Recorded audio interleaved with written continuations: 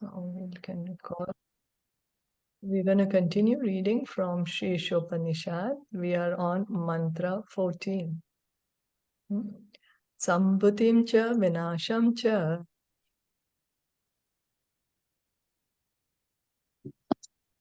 Sambhutim vinasham cha yastad vedo bhayam saha yaschat bhayam saha vinashena mrityum tirtva vinashena mrityam tirtva sambhutyamritam ashnute. sambhyutyam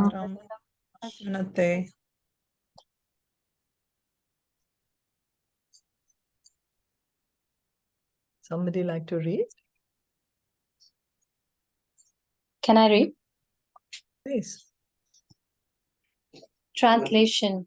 One should know perfectly the personality of Godhead, Sri Krishna, and his transcendental name, form, qualities, and pastimes, as well as the temporary material creation with its temporary demigods, men and animals.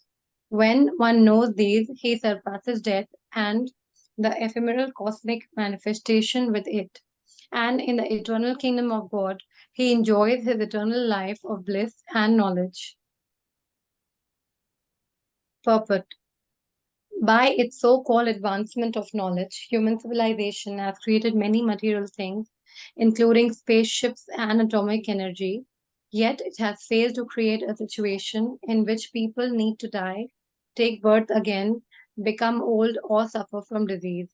Whenever an intelligent man raises the question of these miseries before a so-called scientist, the scientist very cleverly replies that material science is progressing and that ultimately it will be possible to render man deathless, ageless, and diseaseless. Such answers prove the scientist's gross ignorance of material nature. In material nature, everyone is under the stringent laws of matter and must pass through 6 stages of existence: birth, growth, maintenance, production of byproducts, deterioration, and finally death. No one in contact with material nature can beyond these 6 laws of transformation.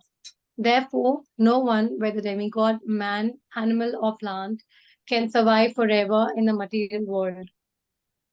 So this 14th mantra of Sri Isopanishad, we are understanding that what the mantra is saying, that one should perfectly know the Supreme Personality of Godhead Krishna, his name, form, qualities, pastimes, they are all transcendental.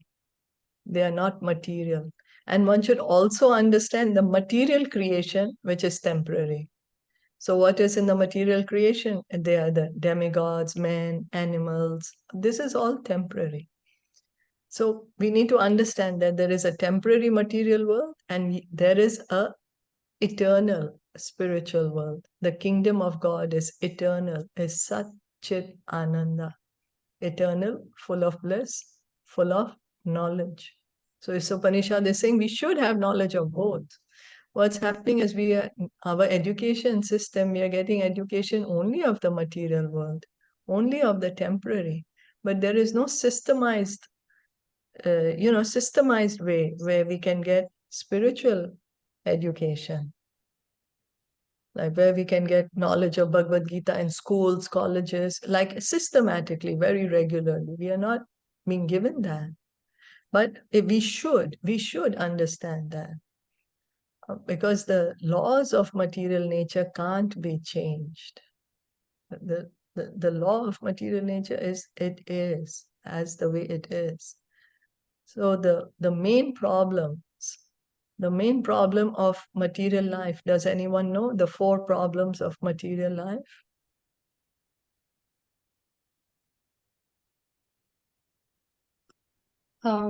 Birth, with that, Yes.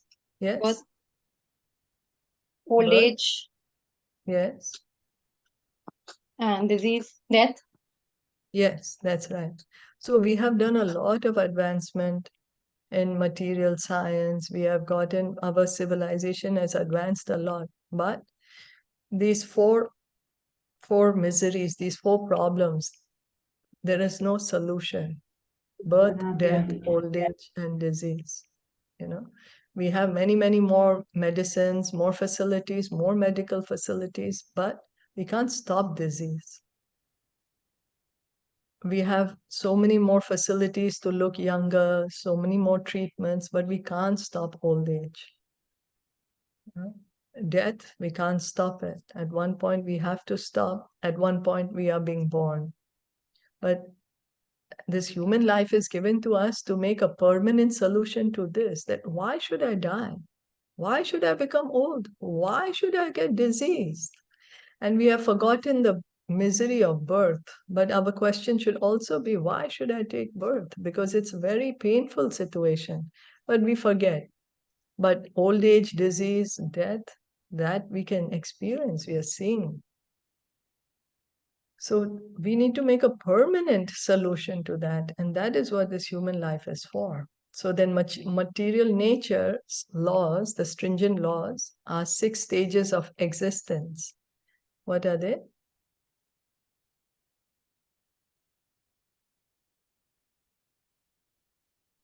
Birth, growth, maintenance, production of byproducts, maturation, and death. So we see somebody is born, a baby is born, baby grows a bit, maintains, grows up, then has some byproducts, children, then will start becoming old, middle age, then dwindling, and at one day, death. So same is for animals or plants, vegetables, fruits, we see like that happening. In material world, this is the law. So even demigods are like that. That's why we are advised not to even to go to the demigod planets, because we have been in bodies of demigods also. We have also been in the higher heavenly planets. But over there also we experience this birth, death, old age, and disease. That's the law of this material world.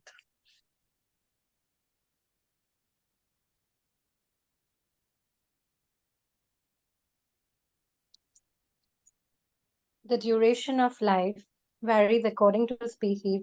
Lord Brahma, the chief living being within this material universe, lives for millions and millions of years, while a minute germ lives for some hours only.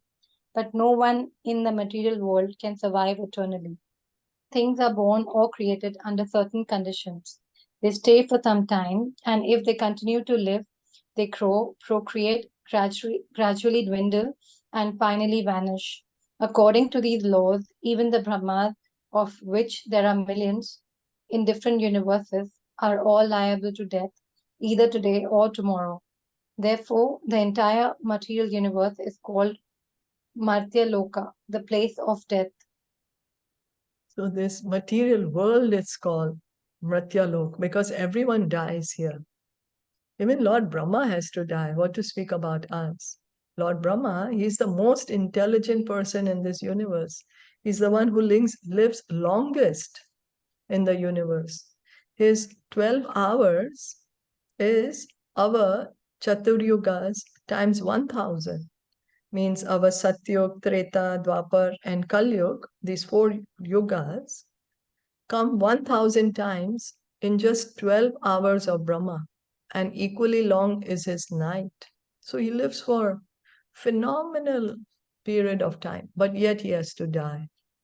And there's not only one Brahma. We have one Brahma in our universe, and our universe is the smallest universe. That's why our Brahma has only 4 heads. But there are other universes which are bigger. And the bigger the universe, the more heads the Brahma has.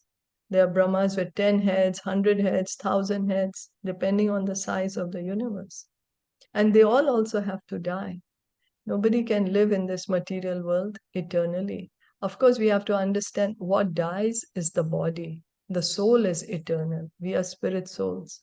The soul can never die. So death is a change of body.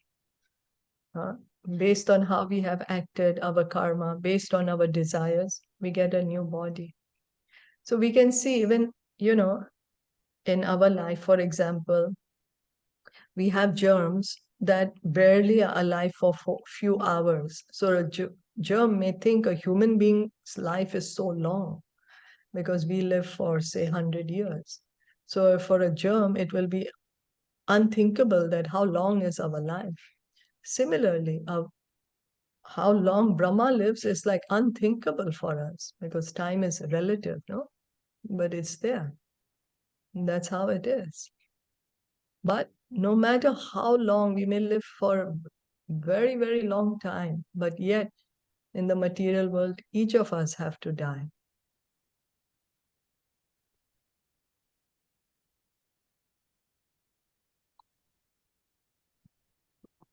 Material scientists and politicians are trying to make this place deathless because they have no information of the deathless spiritual nature. This is due to their ignorance of the Vedic literature, which contains full knowledge confirmed by mature transcendental experience. Unfortunately, modern man is averse to receiving knowledge from the Vedas, Puranas, and other scriptures.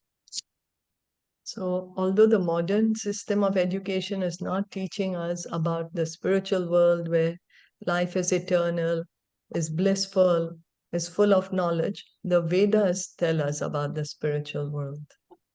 The Vedas are full of descriptions of the spiritual world.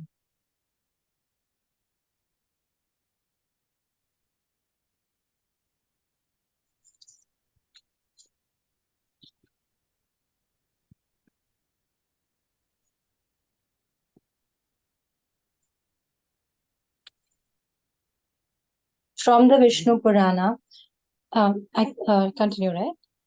Yes, please. Yeah. From the Vishnu Purana, we receive the following information. Vishnu Shakti Para Prokta Kshetrajna Kya Tatha Para Avidya Karma Samjnanya Tritya Saktir Ishyate. Lord Vishnu, the personality of Godhead, possesses different energies known as para superior and apara inferior. The living entities belong to the superior energy. The material energy in which we are presently entangled is the inferior energy. The material creation is made possible by this energy, which covers the living entities with ignorance, avidya, and induces them to perform fruitive activities.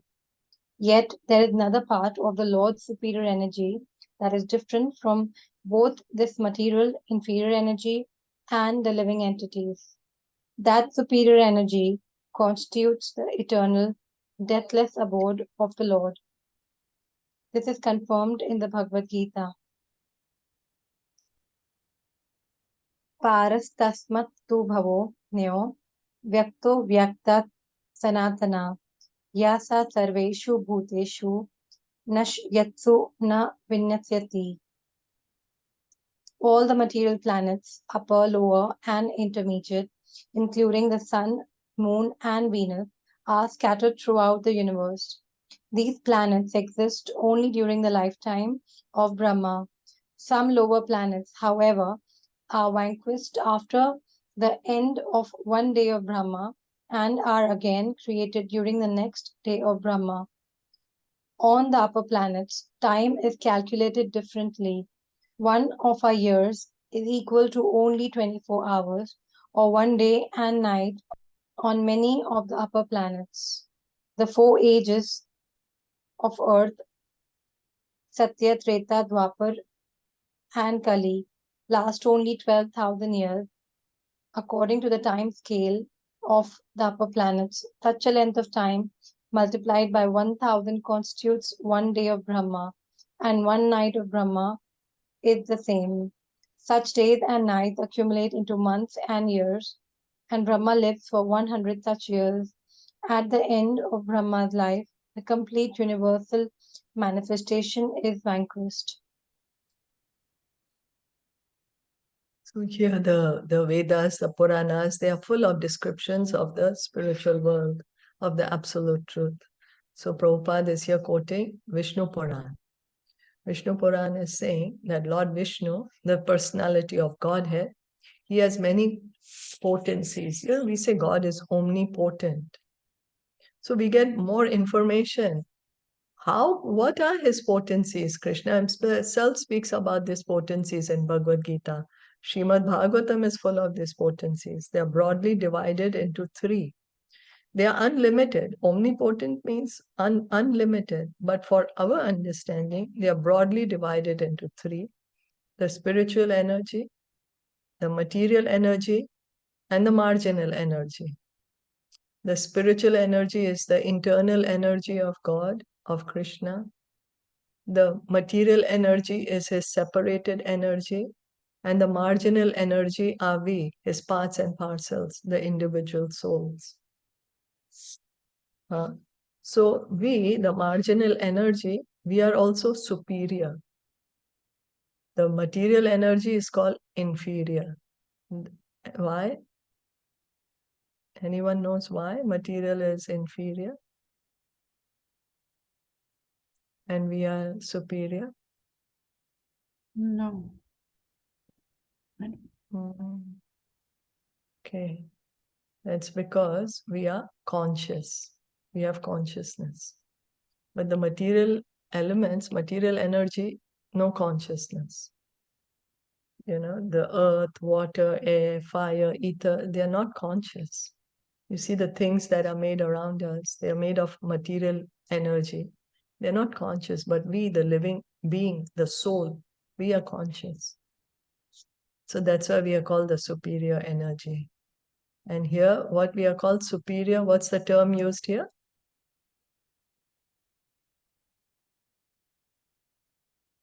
I've Para. highlighted. Parashakti. Superior, yeah. And who's the apara? Inferior. Inferior. Yeah, so the material energy is apara or inferior because she's separated energy. She's not conscious. We are superior apara, we are conscious. So this material energy, although she's inferior than us, she yet covers us. That's something to think about. We are superior. We are spiritual energy. Yet we are being covered by this material energy. Why? Because our size is very minute. We are 1/10,000 the tip of the hair. That's the size of a jivatma, a soul. The Vedas explain to us our size. You take a tip of the hair, it's already so small. You cut it in 10,000 pieces, equal parts, and one of that part is the size of the soul. So because our size is minute, we have the tendency to be covered by the material energy. But because God is unlimited, he never gets covered by the material energy. So this material energy, she covers, makes us in this illusion, ignorance. And what is the illusion? She makes us think we are the body, makes us forget we are spirit souls, makes us forget our relationship with Krishna. That's the illusion, that's the ignorance. And the spiritual energy, the spiritual world, that is eternal. The spiritual world always exists. The material world, the material energy is eternal. She always exists because she is an energy of God. God is eternal, his energies are eternal. So she is eternal.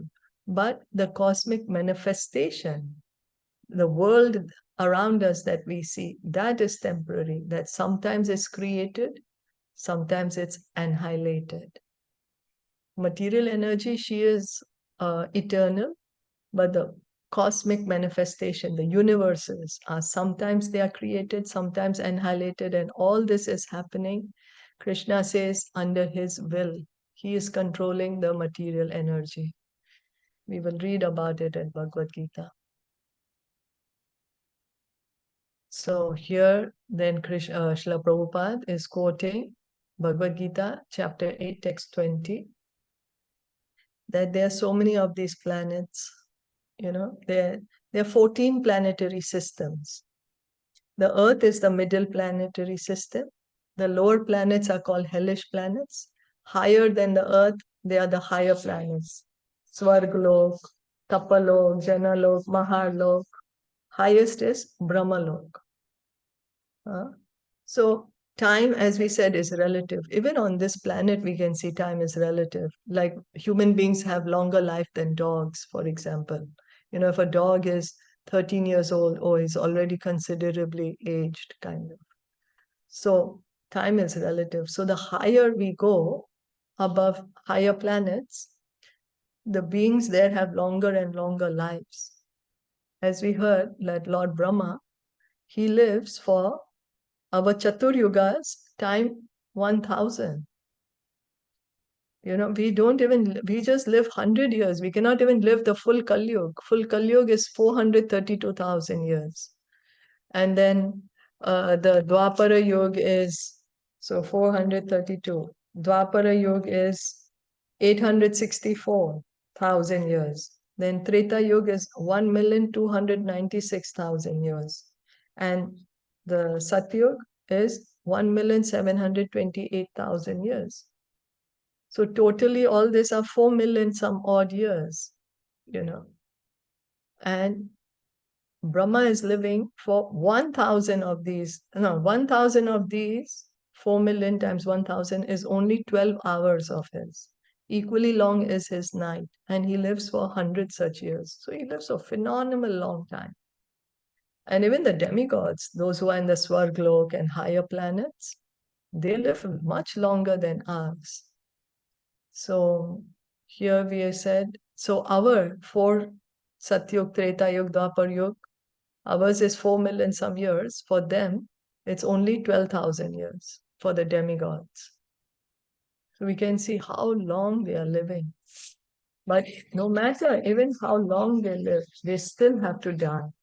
Because this material world, the nature, material laws are such that anyone and everyone who's here is subject to birth, death, old age, disease. One may be in the body of Lord Brahma, or one may be in the body of an ant.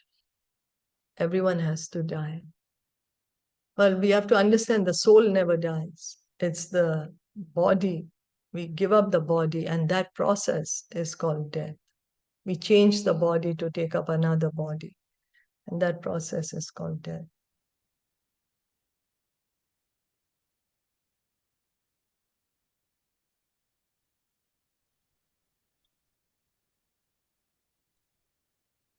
Those living beings who reside on higher planets like the sun and the moon, as well as those on Martyaloka, this earth planet, and also those who live on lower planets, all are merged into the waters of devastation during the night of Brahma. During this time, no living beings or species remain manifest, although spiritually they continue to exist. This unmanifested stage is called avyakta. Again, when the entire universe is vanquished at the end of Brahma's lifetime, there is another avyakta state. But beyond these two unmanifested states is another unmanifested state, the spiritual atmosphere or nature.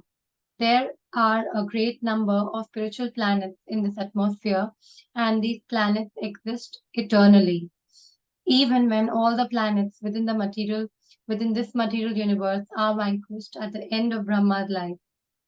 There are many material universes, each under the jurisdiction of Brahma, and cosmic manifestation within the jurisdiction of the various Brahma is but a display of 1/4 of the energy of the Lord. Ekapat Vibhuti. This is the inferior energy. Beyond the jurisdiction of Brahma is the spiritual nature, which is called Tripat Vibhuti, 3/4 of the Lord's energy. This is the superior energy or Paraprakriti.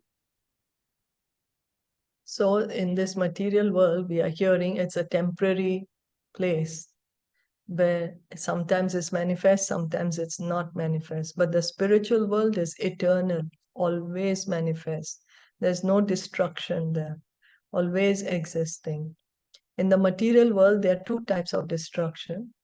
One is partial and one is complete.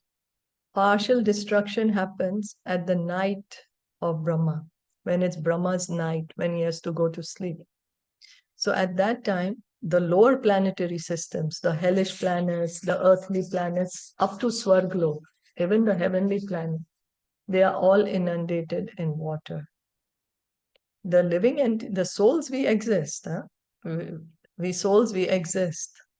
But all this manifestation as we are seeing, everything is destroyed, everything is underwater. So we are like sleeping in the body of Garbhodakshay Vishnu for that time. Then again, Brahma wakes up in the morning. Again, he creates all these planets, and again the creation happens. Then when Brahma dies, when he's 100 years old, Brahma dies. The entire universe is collapsed. Everything, everyone goes into the body of Mahavishnu. All the entire material creation collapses at that time. There's no material creation. And whichever souls are still in the material world, they are sleeping in the body of Mahavishnu as individual souls. They don't become Mahavishnu. They're individual souls, they're just sleeping. As we go to sleep on our bed at night, we still remain our own individual person.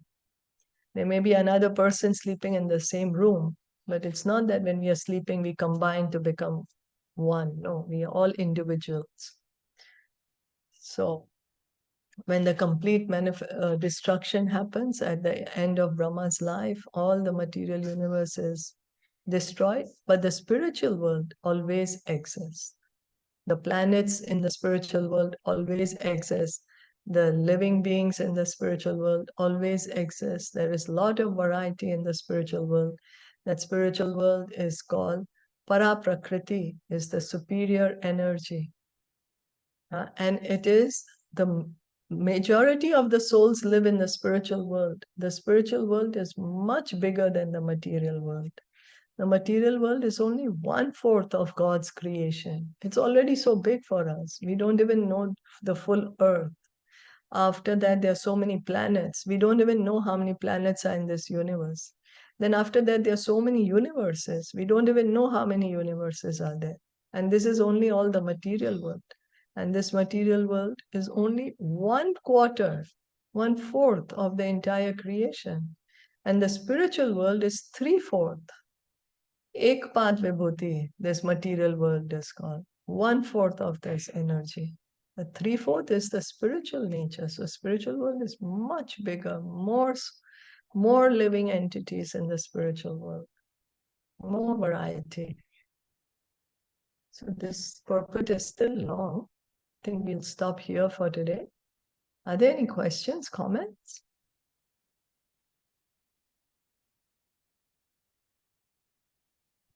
All clear. Thank you.